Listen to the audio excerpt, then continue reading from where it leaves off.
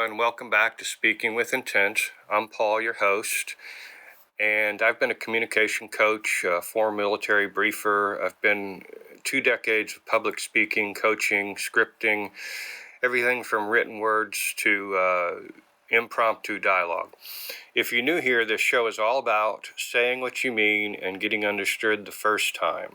No fluff, no fancy theories, just real tools to build respect, influence, and trust through clear, deliberate speech. Today, we're diving into something we all face but often dread: mastering difficult conversations. You know the ones, those tense talks where emotions run high, stakes feel real personal, and one wrong word could blow everything up. Whether it's giving feedback to a colleague who's dropping the ball in your hybrid team, addressing a recurring issue in your relationship, or negotiating boundaries with family members. These moments test your ability to speak with intent. But here's the good news. When you handle it right, they don't just resolve problems, they turn tension into deeper trust and stronger connections. In my time briefing high-stakes military operations, I've seen how a single unclear phrase can lead to misunderstanding or mission failure, and how precise, intent-focused words can align a room full of skeptics, especially when there's high anxiety and stress.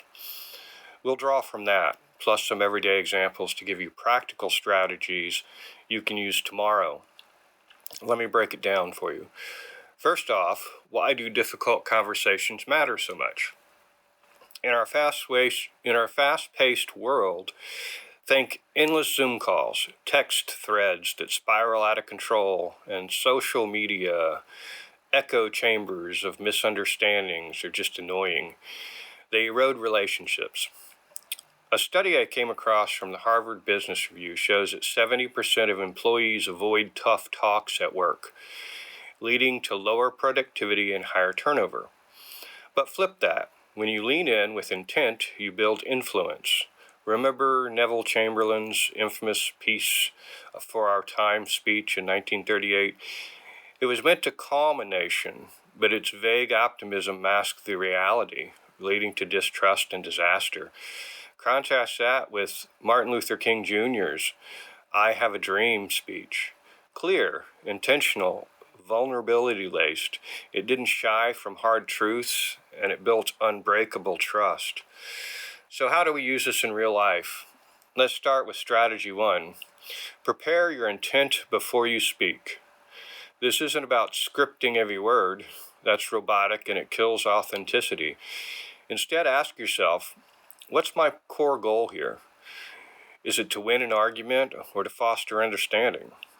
In military briefings, we'd always clarify the commander's intent, the why behind the what. Apply that. Before a tough chat with your boss about workload, jot down one sentence. I intend to express my overload clearly, to collaborate on solutions, not complain.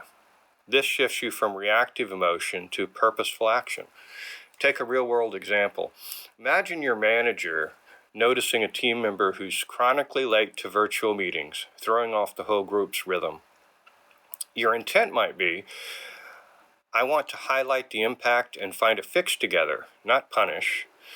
Preparing this keeps you calm and focused. Try it. Next time you're gearing up for a hard talk, define your intent in 10 words or less. It prevents the conversation from derailing. Moving on to strategy 2, lead with empathy, not accusation. Here's where a lot of us trip up. We jump straight to, you're always doing this, which puts the other person on defense. Instead, speak with intent by acknowledging their side first. Use a phrase like, I see how this might be frustrating for you too, or help me understand your perspective. This builds a bridge. Picture this in a relationship. You've been handling most of the household chores while your partner works long hours, and resentment is building. Instead of accusing, you never help. Start with, I know your job's been intense lately, and I appreciate how hard you're pushing. It's tough on both of us. That empathy opens the door to discussing a fairer spirit or fairer split. In my coaching sessions, clients often rush in hot, but leading with understanding resolves conflicts 40% faster. And that's per a study from emotional research experts like Daniel Golem. So practice. In your next difficult conversation, pause after their response and reflect back what you heard. It sounds like you're feeling overwhelmed, and am I getting that right? Trust starts building with that kind of conversation. Strategy 3, structure your message for clarity. Difficult talks often fail because they're a jumbled mass of feelings and facts. Intentional speaking means organizing your thoughts like a roadmap. Use a simple framework I call the intent triangle. First, state the issue, share the impact, and suggest the intent forward. For the issue, be specific but neutral. Here's an example. In our last meeting, the deadline shifted without notice. The impact. That left me scrambling and affected the team's output. Then your intent forward. I'd like us to align on how we communicate changes to avoid this. That offers no blame, just facts and a path ahead. Applying that to family life. Say your adult child keeps giving unsolicited advice on your career choices, making you feel undermined.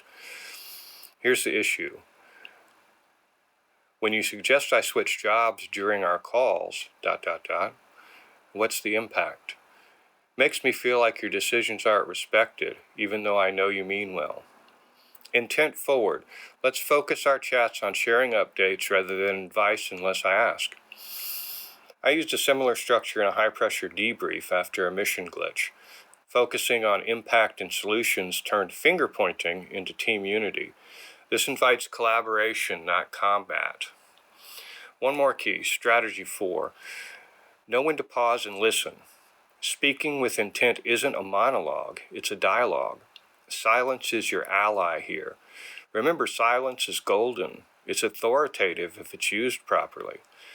After sharing your piece, zip it and let them process. Here's an example from friendships. Say your buddies canceled plans 3 times in a row, leaving you feeling undervalued. After stating your piece with the intent triangle, pause. They might say, I've been swamped with family stuff. Reflect on that. Sounds like life's been chaotic. Tell me more.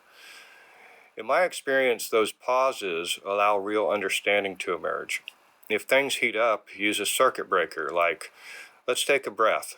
I want to make sure we're both heard. This respects their voice and reinforces trust. Historical example is Abraham Lincoln. He was a master at this during the Civil War. At debates, he listened intently, then responded with measured words that unified rather than divided. All right, let's tie this together. Mastering difficult conversations isn't about being the loudest or the cleverest.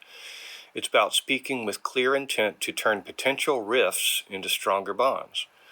Prepare your goal, lead with empathy, structure for clarity, and embrace the pause.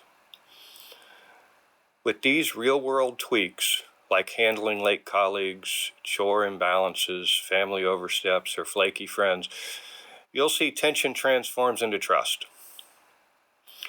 If this resonated, I'd love to hear your stories. Drop a comment, share an episode with a friend who's dodging a tough talk, or reach out on social. Subscribe for more weekly tips on communication that works in the real world. Until next time, speak with intent and watch your world change.